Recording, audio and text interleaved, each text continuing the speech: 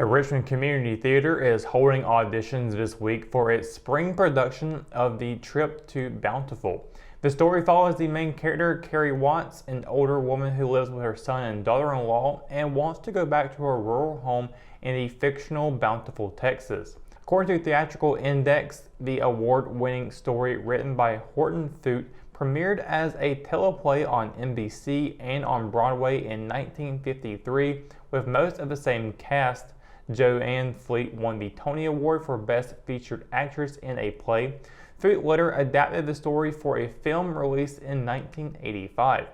Auditions begin today and run through Thursday from 6:30 to 8:30 p.m. The theater is also looking for crew members for the production, especially those who can run lights or sound and help with set changes. Anyone interested is encouraged to stop by and fill out a form. More than $12 million is coming to Richmond County for a variety of water projects. That funding is part of a $462.9 million allocated for 249 projects in 80 communities across the state, announced last week by Governor Roy Cooper. According to Cooper's office, the state usually invests $200 million each year in water infrastructure projects. However, North Carolina is planning to spend $2.3 billion over the next 2 years using federal dollars from the American Rescue Plan and bipartisan infrastructure law. The bulk of the local funding is coming to Hamlet. The seaboard city has been awarded a $10.3 million grant for water infrastructure. Hamlet was also awarded a $400,000 grant for a stormwater system study. The town of Hoffman will get $1.2 million for the second phase of its sewer system improvements. Ellerby was awarded $200,000 and the county $300,000 in asset inventory and assessment grants for respective projects.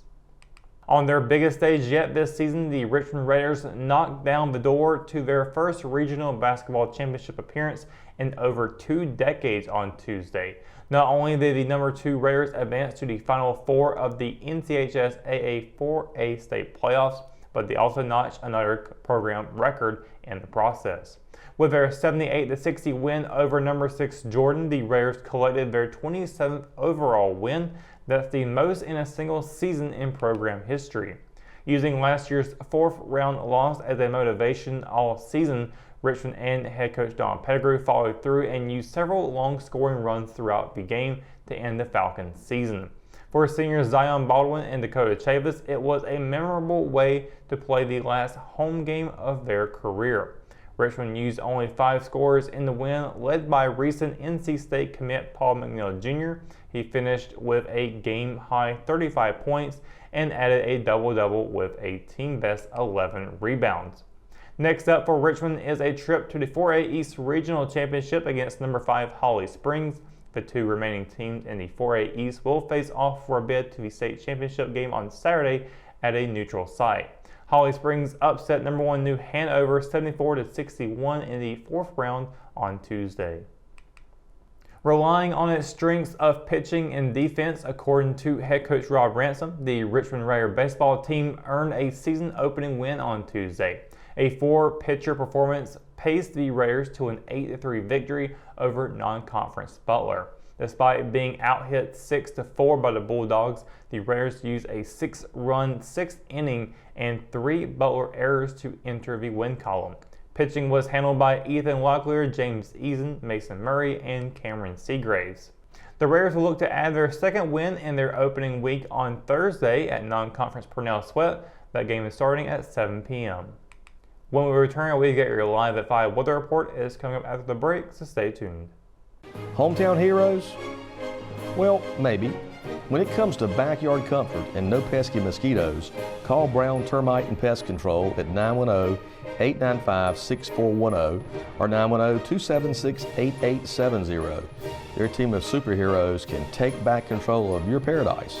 That's 910-895-6410 today. McNair Auto Sales is the place to buy your pre-owned car, truck, or van. To be the best, it takes big selection, friendly staff, and great pricing. We guarantee a no-hassle buying experience, and financing is available right on site. So come see us today. We're located at 1026 East Broad Avenue in Rockingham. And remember, with over 40 years of experience, you know McNair is the name you can trust. At Richmond County Hospice, we strive to provide high-quality care to our patients and their families. Whether it's the incredible hospitality at the Haven House or from the comfort of your own home, you can count on hospice to be there for you. We also offer monthly grief support groups, and our chaplain will be there to hold your hand in prayer. Through our amazing staff and our volunteers, hospice has made difficult times easier for our community. Call the number on your screen if you feel that you or your loved one may benefit from our services. Richmond County Hospice. Peace, comfort, dignity.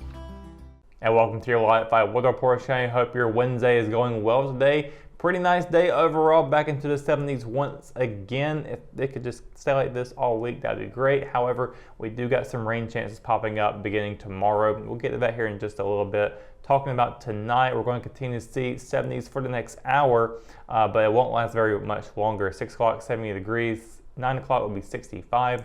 And down into the later parts of the evening at 11 o'clock, 62 degrees. We have a sunset at 6:14 p.m. and there'll be a waxing gibbous moon phase out tonight for this cloudy weather that we're going to be seeing tonight. So not a clear sky tonight, and that is because we do got some more clouds rolling back in once again tomorrow for rain chances across the entire Sand Hills region. We're looking at anywhere between a 40 to 50% chance across the region tomorrow.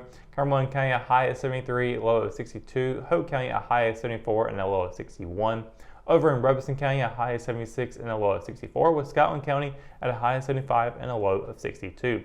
Up in Moore County, a high of 72, low of 60. Here in Richmond, we'll be expecting to see a high of 73 and a low of 61. Same for Anson County, and down in Marlborough County, a high of 75 and a low of 62 there.